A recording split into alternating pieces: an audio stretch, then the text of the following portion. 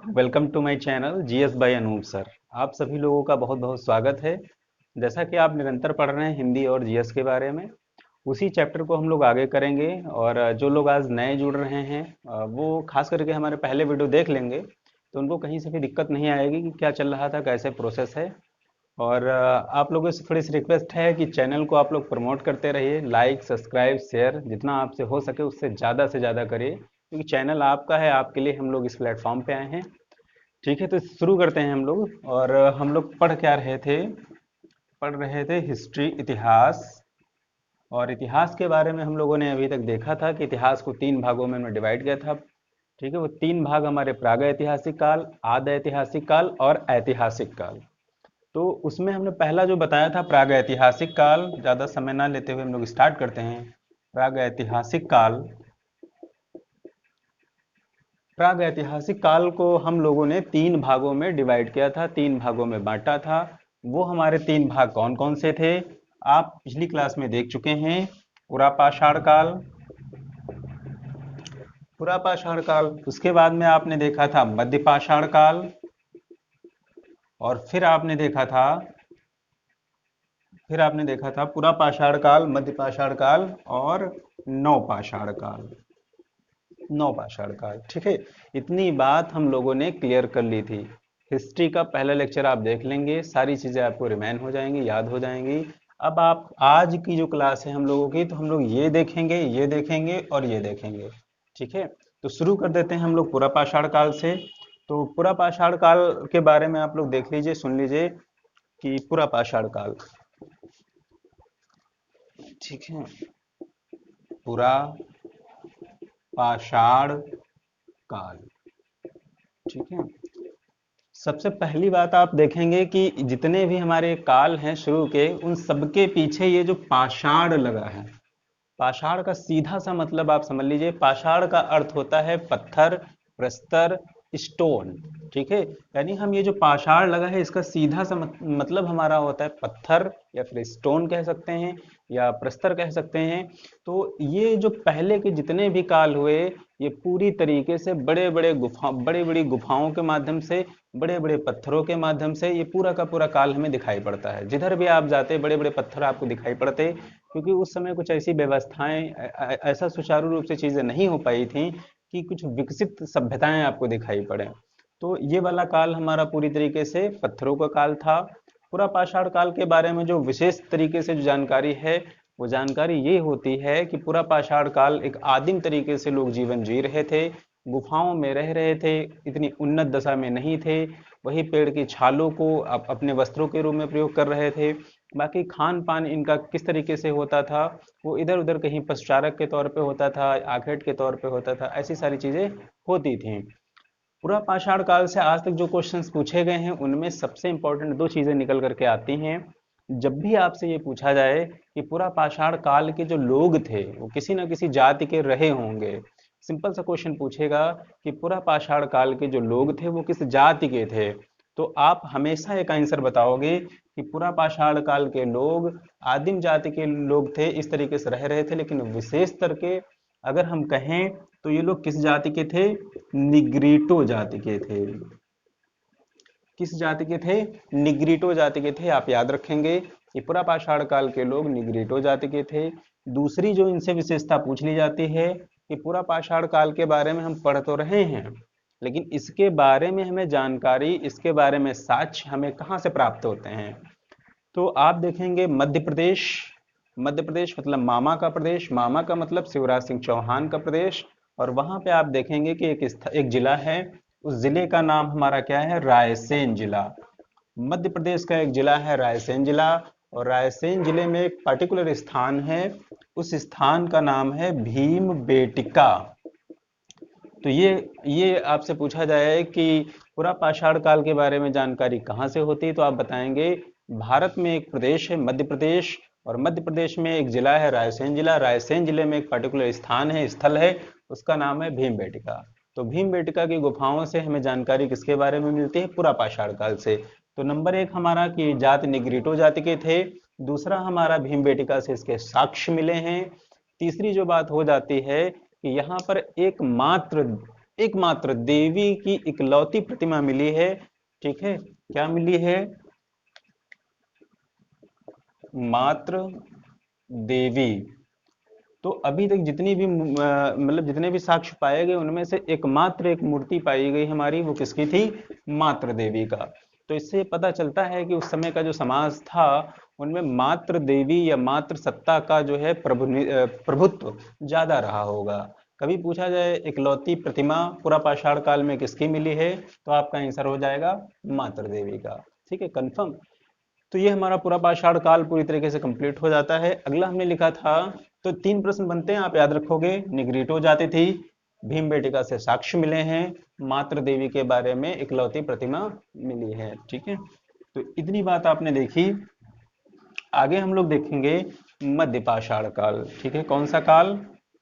मध्य पाषाण काल। एक बात आप पूरी तरीके से दिमाग में बसा लीजिए कि पाषाण का मतलब पत्थर। ये यहाँ पर भी बहुत पत्थर पाए जाते हैं, इसके बारे में सुन लीजिए। मध्य पाषाण काल जैसे ही आता है तो सबसे बड़ी जो चीज पाई गई, तो पहली चीज पाई गई कि मानव के अस्थि पंजर। ठीक है, मानव के अस्थि पंजर। मानव के अस्थि पंजर का मतलब कंकाल। जैसे कोई भी व्यक्ति इस धरती से जाता है या कोई पशु जाता है या कोई और चीज जाती है, यदि उसे दफना दिया जाए या जमीन में पड़ा रहे वो, तो धीरे धीरे धीरे धीरे धीरे उसके शरीर के जितना मांस होता है वो सड़ गल जाता है और वो फॉसिल्स का रूप ले लेता है। फॉसिल्स मतलब कंकाल के तौर पे, जीवाश्म के तौर पे, इस तरीके से, है ना। तो मानव के सबसे पहले अस्थि पंजर जो पाए गए, कंकाल जो पाया गया, वो कहाँ पे पाया गया? मध्य पाषाण काल में। बहुत इंपॉर्टेंट है कि मानव के अस्थि पंजर सबसे पहले हमें पूरे इतिहास में कहाँ दिखाई पड़ते हैं? मध्य पाषाण काल में दिखाई पड़ते हैं। आगे हम लोग जानेंगे मध्य पाषाण काल में जो सबसे बड़ी चीजें और होती हैं कि यहाँ पर जो छोटे पशु होते हैं, छोटे पशु का मतलब जैसे गाय है, बैल है, भैंस है, बकरी है, भेड़ है, तो छोटे छोटे पशुओं का जो विकास होता है, जो जन्म होता है, वो कहाँ दिखाई पड़ता है? मध्य पाषाण काल में। यानी कि अगर आपसे कोई ये व्यक्ति बात पूछ ले कि भाई आपके घर में जो दूध के लिए आप उपयोग कर रहे हैं, गाय का, भैंस का, भेड़ का, बकरी का, तो ये बताइए कि इनकी उत्पत्ति कहाँ से हुई? जो आज हमारे घरों में दिखाई देते हैं, तो इनकी उत्पत्ति कभी तो हुई होगी और कहीं हुई होगी। तो कहीं हुई और कब हुई वो हमें सीधा सा स्पष्ट नजर आता है कि मध्य पाषाण काल में हमें छोटे छोटे पशुओं जैसे गाय हो गया, बकरी हो गई, भेड़ हो गई, इनकी उत्पत्ति के बारे में दिखाई पड़ता है। तो मध्य पाषाण काल में हम मनुष्य ने छोटे पशुओं को पालना शुरू किया या इनका जन्म शुरू हो जाता है मध्य पाषाण काल में। और आगे हम इसी में देखेंगे कि ये लोग अपने आप को संरक्षित और सुरक्षित करने के लिए छोटे छोटे औजार बनाना शुरू कर देते हैं, जैसे भाला हो गया, हांसिया हो गया, धनुष बाण हो गया। तो मध्य पाषाण काल में भाला, हांसिया, धनुष बाण, पशु, इन और अस्थि पंजर, इतनी चीजें आपको दिखाई पड़ती हैं, क्योंकि इनका जीवन क्या था? थोड़ा सा टेम्परेरी था। टेम्परेरी मतलब यह है एक जगह पे जीवन स्थायी तौर पे नहीं निवास करते थे। होता क्या था कि इनका जो जीवन था पूरी तरीके से, होल तरीके से, पूरी तरीके से किस पे निर्भर था? आखेट पर। आप सभी लोग जानते होंगे आखेट किसे कहते हैं। जब आप प्राचीन चीजें पढ़ोगे तो वहां पे देखेंगे जो बड़े बड़े भारत के राजा होते थे वो आखेट पे निकलते थे। आखेट का मतलब शिकार पे निकलते थे।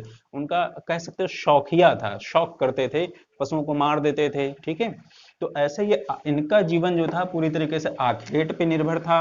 आखेट का मतलब ये होता था कि ये पशुओं को मारकर उनके मांस का उपयोग कई प्रकार से करते थे, खाने के रूप में भी, बेचने के रूप में भी, और भी कई रूपों में। ठीक है, तो आखेट पर था। होता क्या था कि जब कहीं एक जगह पे डेरा डालते थे और वहां के जितने भी पशु होते थे उनको जब मारना शुरू कर देते थे, तो उनकी संख्या पशुओं की कम हो जाती थी। या कुछ पशु ऐसे भी होते थे कि अपनी जान बचाने के लिए वो वहां से भाग जाते थे। तो होता क्या था कि जब वो भाग जाते थे तो एक स्थान पे इनका जो भोजन होता था वो मिलना बंद हो जाता था। अब होता क्या था कि इन आदमियों को, इन मनुष्यों को यहाँ से दूसरी जगह जाना पड़ जाता था। ठीक है, तो सिंपल ये हो जाता था कि इनको यहाँ से जाना पड़ जाता था, इसलिए क्योंकि इनके जो जीवन निर्वाह की चीजें थी वो आखेट था, और वो यहाँ से, इनको इस वजह से जाना पड़ जाता था क्योंकि ये पशुओं को यहाँ पे मार देते थे। तो सिंपल सी दो चीजें आपने देखी कि पशुओं, छोटे पशुओं का विकास यहाँ पे हो रहा है, अस्थिपंजर यहाँ पे पाया जा रहा है, छोटे औजार, ठीक है, जैसे भाला है, हांसिया है, उसका आविष्कार यहाँ पे हो रहा है, वो चीज़ें यहाँ पे पाई जा रही हैं। ठीक है, तो ये चीज़ें मध्य पाषाण काल में आपको दिखाई पड़ते हैं। ठीक, आगे जैसे ही आप देखेंगे, थोड़ा सा आगे जाएंगे, मध्य पाषाण काल के अंतिम चरणों में इन लोगों ने कृषि करना शुरू कर दिया था। हालांकि कृषि का मतलब ये था कि कृषि शुरू तो कर दिया था, लेकिन कृषि अपने आप में उन्नत दशा में यहाँ नहीं हो पाई थी, बिल्कुल नाम मात्र की थी। ठीक है, तो ये आपको याद रखिएगा, मध्य पाषाण काल में विकास का जो चरण था, जो विकास होना चाहिए आदमी का, धीरे धीरे इन लोगों ने शुरू तो किया, लेकिन वो चीजें उन्नत तौर पे नहीं हो पाई, क्योंकि इनका जीवन इस तरीके से था कि बहुत ज्यादा ये लोग अपने आप को विकास करना नहीं चाह रहे थे। नहीं चाहने का मतलब ये है कि जहां पे रहते थे उन्हीं पशुओं का उपयोग करते तो चीजें अच्छी हो सकती थी, लेकिन उपयोग की जगह पे इन लोगों ने उनको मारना शुरू कर दिया। ठीक है, तो दो चीजें आपने, दो तीन चार चीजें देख ली मध्य पाषाण काल में। अब इसी में हम लोग नई चीज देखते हैं। होता क्या है कि जैसे आज वर्तमान में हमारे भारत में या पूरे विश्व में बहुत सारे स्थल हैं, और उन स्थलों में बहुत सारी चीजें ऐसी हैं जो बहुत ज्यादा इंपॉर्टेंट हैं।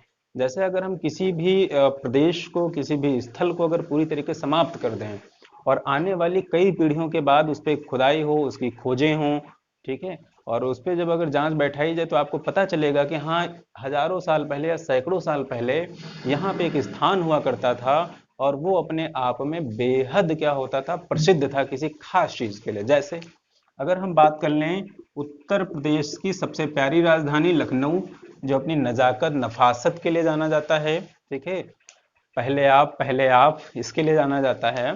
तो अगर हम बात करें लखनऊ, अगर ये कभी ध्वंस हो जाए, विध्वंस हो जाए, समाप्त हो जाए, खत्म हो जाए, और फिर इस पे अगर खोजें हो जाती हैं, और खोजें होने के बाद में अगर इससे आपसे पूछा जा, खोजें होंगी, तो पाया जाएगा कि लखनऊ एक कोई शहर था, वो अपनी चिकन और दरदोजी के लिए बहुत ज्यादा फेमस था।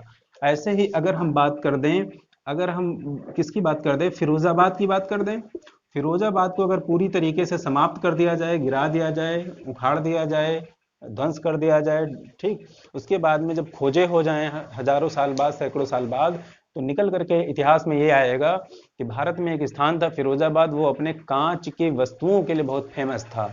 ऐसे ही अब आपका बात ये बनती है कि मध्य पाषाण काल में कुछ स्थान रहे होंगे, और वो किसी खास चीज के लिए फेमस रहे होंगे, तो वो आपको स्थान भी बताना है, और उसके साथ साथ वो किस लिए फेमस था आपको ये भी बताना है। सिंपल, ठीक है, तो हम लोग देखेंगे, बहुत आसान है, बिल्कुल ट्रिक के माध्यम से। मध्य पाषाण काल में खोजे गए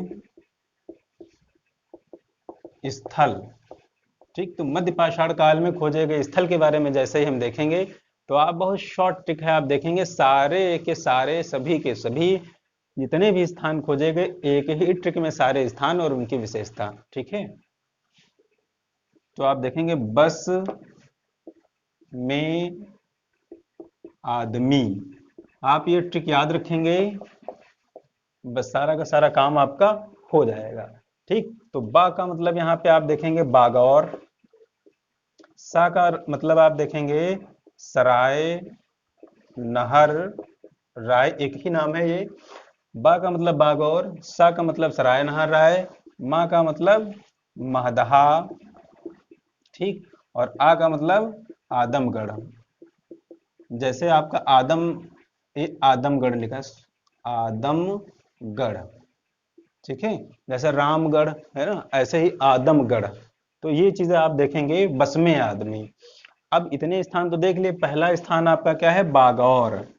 तो एग्जामिनर आपसे पूछेगा कि बागौर कहाँ पे पाया गया, नौपाषाण काल में कि मध्य पाषाण काल में, तो सीधा सा आंसर आप करोगे कि एक स्थान जो खोजा गया वो हमारा कहाँ, जो बागौर था वो हमारा मध्य पाषाण काल का स्थल स्थल है। और बागौर की विशेषता क्या है आप जानेंगे कि बागौर हमारा वर्तमान में भारत के राजस्थान प्रदेश में पड़ता है। और राजस्थान में जो हमारा बागौर पड़ता है, इसकी सबसे बड़ी विशेषता ये थी कि यहाँ पे सबसे बड़े आवास स्थल पाए गए।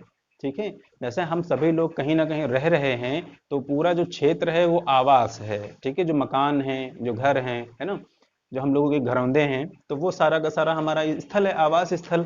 तो एग्जामिनर अगर पूछे कि मध्य पाषाण काल में सबसे ज्यादा बड़ा आवास स्थल कहाँ पे मिला, तो आपका आंसर तुरंत हो जाएगा, बागौर हो जाएगा। ठीक है, सिंपल है। चलो दूसरा दूसरा हम देख लेते हैं, सराय नहर राय। ये उत्तर प्रदेश में पड़ता है, भारत के उत्तर प्रदेश।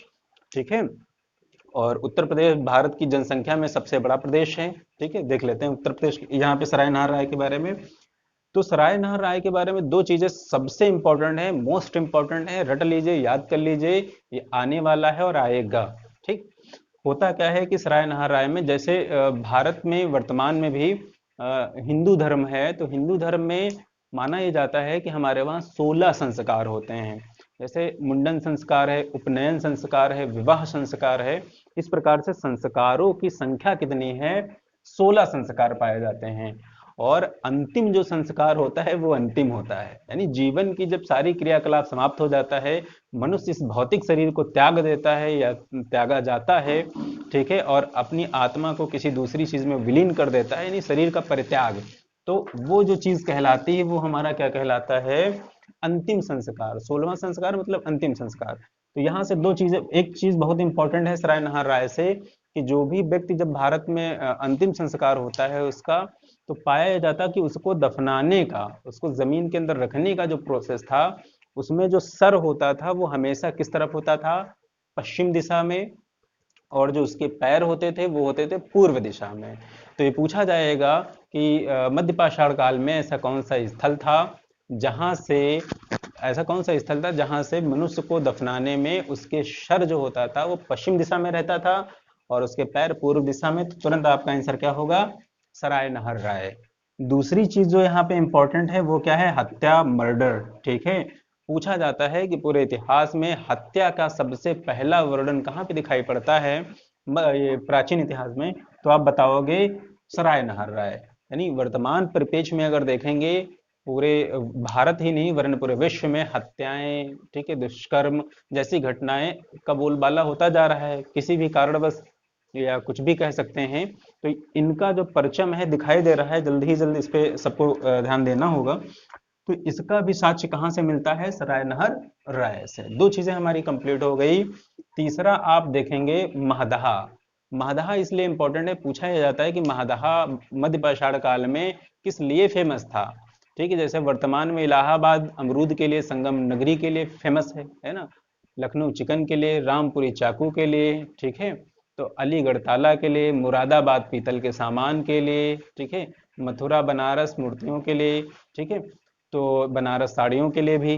तो इस प्रकार से महदहा किस लिए फेमस है? तो महदहा इसलिए फेमस है क्योंकि यहाँ पे जो सबसे बड़ी इंपॉर्टेंट चीज थी, तो महदहा में जब भी कोई व्यक्ति समाप्त होता था या खत्म हो जाता था, ठीक है, तो वहां पे होती क्या चीज थी महदहा से, कि अगर कोई व्यक्ति खत्म होता है तो स्त्री और पुरुष को, यानी मैन एंड वुमेन, स्त्री और पुरुष को एक ही कब्र में दफना दिया जाता था। हाँ, अब इसका गलत मीनिंग आप ना निकालिए कि एक एक व्यक्ति अगर धरती से जा रहा है तो दूसरे को मत जाना होगा, उसको जबरदस्ती हम मार डालेंगे। सती प्रथा के तरीके जैसे वहां पे दिखाई पड़ते हैं कुछ चीजें, उस तरीके से आप नहीं देखेंगे। होता ये था कि जैसे मान के लिए ये कब्र है, यहाँ पे कोई व्यक्ति अगर चला, यहाँ पे कोई भी व्यक्ति अगर चला जाता है या समाप्त हो जाता है, तो ये वाली जो चीज होती थी, जैसे ये कब्र है, तो ये पहली हमारी शिफ्ट हो गई और ये दूसरी शिफ्ट हो गई। अगर यहाँ पे पहले पुरुष चला जाता है तो स्त्री के लिए सेव है, स्त्री चली जाती है तो पुरुष के लिए सेव है। तो ऐसी जो प्रणालियां, ऐसी जो पद्धति दिखाई पड़ती थी, वो कहाँ पे आपको दिखाई पड़ रही है? महदहा में दिखाई पड़ रही है। ठीक है, सिंपल सा ये दो चीजें आप देख लेंगे कि महदहा भी हो गया हमारा स्त्री पुरुष को साथ साथ दफनाने का। आगे देखेंगे आदमगढ़। ठीक, तो आदमगढ़ जैसे हमने बताया मध्य पाषाण काल में धीरे धीरे चीजें दिखाई पड़ती थी। किसके बारे में दिखाई पड़ती थी? आखेट के बारे में, शिकार के बारे में, पशु के बारे में। तो यहाँ पे आप देखेंगे कि यहाँ से पशुपालन के साक्ष्य मिले हैं। हमने बताया था ना, छोटे छोटे पशु पालना शुरू कर देते हैं, मुर्गी सॉरी भेड़, बकरी, गाय, भैंस, ये सब सारी चीजें। तो ये पूरी तरीके से पशुपालन। तो अब यहाँ तक आपका मध्य पाषाण काल भी कंप्लीट हो जाता है। आप बहुत अच्छे से याद करेंगे कि मध्य पाषाण काल में खोजे गए स्थल बस में आदमी, ठीक है, बस BUS, बस बस माने बस, ठीक है, तो बस में आदमी, बागौर है, सराय नहर राय है, महदहा है, आदमगढ़ है। तो ये वाला भी आपका कंप्लीट पूरा पाषाण का प्राग ऐतिहासिक काल में जो अंतिम बचा है नौ पाषाण काल, उसको भी देख लेते हैं, चैप्टर फिनिश करते हैं। आगे हम लोग इंडस सिविलाइजेशन के साथ आते हैं। ठीक है, देख लीजिए।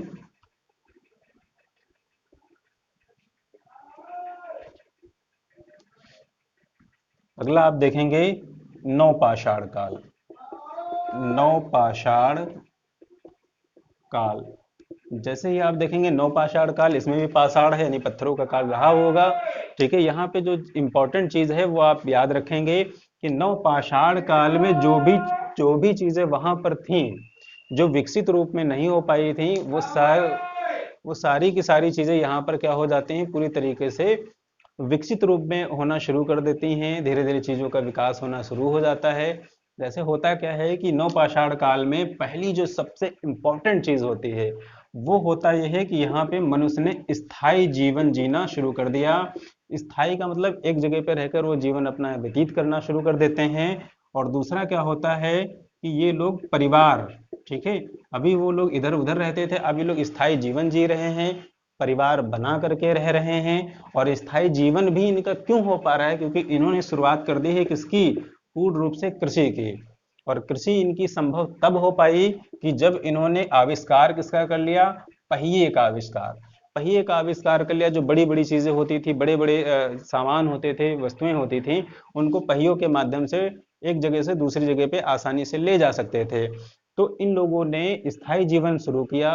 किस लिए, क्योंकि स्थायी जीवन इसलिए हो पाया क्योंकि इन्होंने परिवार बनाए, इन्होंने कृषि करी, इन्होंने पहिए का खोज कर लिया। और आग, जो पूरा पाषाण काल में आग की खोज हो जाती है लेकिन वो विकसित रूप में नहीं होती, बिल्कुल टूटी फूटी कंडीशन में होती है।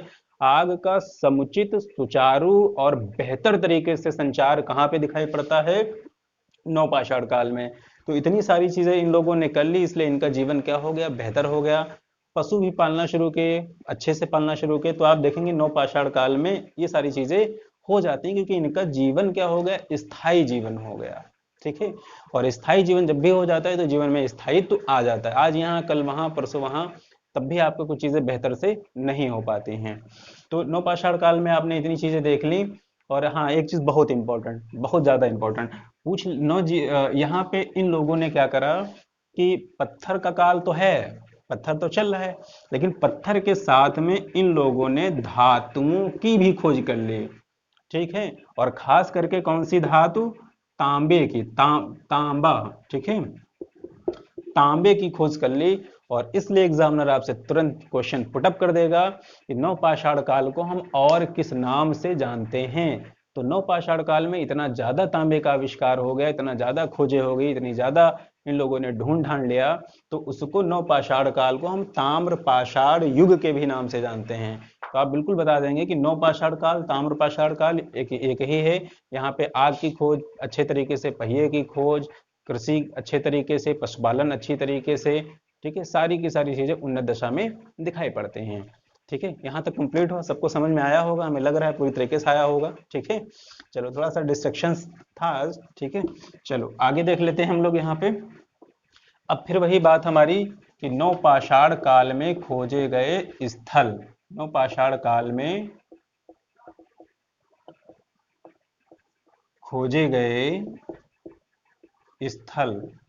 ठीक है, अब आप देखें बिल्कुल सेम वही एक ही ट्रिक में ये भी सारा स्थल खत्म और इनकी प्रसिद्धि खत्म। ठीक है, देख लीजिए, मेरे बुजुर्ग कोच चिल्लाते हैं, मेरे बुजुर्ग कोच चिल्लाते हैं। ये अगर आपने याद कर लिया तो फिर बहुत आसान है आपको। जैसे वहां पे बस में आदमी, यहाँ पर मेरे बुजुर्ग कोच चिल्लाते हैं। तो मैं का मतलब यहाँ पे क्या हो जाएगा, मेहरगढ़, याद रखिएगा। बुजुर्ग का मतलब होता है बुर्जहोम। ठीक है, को का मतलब कोली डेहुआ, कुलडेहुआ। ठीक है, और ची का मतलब चिरांद, ची का मतलब क्या हो जाएगा, चिरांद। ला का मतलब क्या हो जाएगा, लहुरा देव। ठीक है, सिंपल। ठीक है, चलो देखो, मेहरगढ़ किस लिए फेमस है। मेहरगढ़ वर्तमान में बलूचिस्तान पाकिस्तान में पड़ता है। बलूचिस्तान वही विवादित क्षेत्र जिसपे लगातार पाकिस्तान के अत्याचार होते रहे हैं, ऐसा अखबारों में दिखाई पड़ता है। और वहां की कई सारी महिलाओं ने भारत जैसे कंट्री से के प्राइम मिनिस्टर से कहा है कि आपसे अगर हो सकता है तो आप लोग हमारी हेल्प करें। ठीक है, मतलब वो विवादित क्षेत्र बना हुआ है अभी। तो यहाँ पे माना जाता है कि मेहरगढ़ को बलूचिस्तान की रोटी की डलिया कहा जाता है। ठीक है, इतना ज्यादा यहाँ पर गेहूं जौ ये सब होता है। गेहूं की 3 किस्में, जौ की 2 किस्में यहाँ पे पाई जाती हैं, और इसको मेहरगढ़ को बलूचिस्तान की रोटी कहा जाता है। तो ये हमारा मेहरगढ़ इसलिए फेमस है। आगे आएंगे हम बुर्ज होम। ठीक है, बुर्ज होम इसलिए फेमस है क्योंकि यहाँ पे क्या होता है कि वहां पे आपने देखा था स्त्री और पुरुष को एक ही कब्र में दफना देते हैं। और जब हम आएंगे बुर्ज होम में, तो बुर्ज होम में होता क्या है कि एक ही व्यक्ति को, मतलब जो व्यक्ति होता है, इंसान होता है, उसके साथ में उसके प्रिय पालतू कुत्ते को भी, और कोई पशु ना लगा देना, वहां आएगा घोड़ा बिल्ली चमगादड़ ये ना लगा देना। ठीक है, तो यहाँ पे बुर्ज होम का मतलब ये होता है कि मनुष्य के साथ साथ में उसके कुत्ते को भी उसकी कब्र में दफना दिया जाता था। ठीक है, सिंपल। आगे हम चलते हैं कोल्डेहुआ। कोल्डेहुआ उत्तर प्रदेश की उत्तर प्रदेश में एक स्थान पड़ता है, संगम नगरी, प्रयाग नगरी, ठीक है, और अमरूद नगरी। ठीक, और उत्तर प्रदेश की सर्वाधिक जनसंख्या कहाँ निवास करती है, किस जिले में, तो इलाहाबाद या प्रयागराज में। तो कोल्डेहुआ में एक ऐसा स्थान है जहां पर भारत ही नहीं पूरे विश्व में सबसे प्राचीनतम धान की खेती के साक्ष्य प्राप्त हुए हैं। तो कभी पूछा जाए कोल्डेहुआ से क्या प्राप्त हुआ है, तो धान की खेती के साक्ष्य प्राप्त हुए हैं जो पूरे विश्व में सबसे प्राचीन है। आगे आप देखेंगे चिरांद। चिरांद में क्या होता है कि बहुत सारे हड्डी से निर्मित बर्तन वस्तुएं पाई गई, और ये हड्डियां मुख्यतः किस पशु की होती थी ये पूछ सकता है। तो एक पशु होता है हिरण, ठीक है, डियर। तो हिरण के सिंग और उसकी हड्डियां बहुतायत में कहाँ पाई गई, चिरांद में। अगला हमारा ला का मतलब लहुरा देव। लहुरा देव भी उत्तर प्रदेश में पाया जाता है, और उत्तर प्रदेश में संत कबीर नगर में। ठीक है, तो संत कबीर नगर में जैसे झीलें, जब आप बखीरा झील है ना ऐसे पढ़ोगे तो वो सब चीजें वहां मिलती हैं। तो लहुरा देव में क्या होता है कि लहुरा देव में भी चावल के साक्ष्य पाए गए, वहां पे धान की खेती के साक्ष्य, और यहाँ पे किसके पाए गए, चावल के साक्ष्य पाए गए। तो हम लोगों ने देखा कि आज हमने पूरा पाषाण काल और मध्य पाषाण काल और नव पाषाण काल पूरी तरीके से कंप्लीट कर लिया है। जहां जहां से प्रश्न बनते थे कि वहां पे कौन सा स्थान फेमस है और उसके बारे में जानकारी, और सबसे बड़ी चीज है कि आपको बहुत अच्छे से ट्रिक दे दी गई है। ठीक है, तो फिर से वही है, आप लोग थोड़ा हेल्प करते रहिए, चैनल के लिए मदद करते रहिए, एक दूसरे को शेयर करते रहिए, और हम लोग अच्छे से अच्छा प्रयास कर रहे हैं और प्रयास करते रहेंगे। ठीक है, चलिए, थैंक यू सो मच।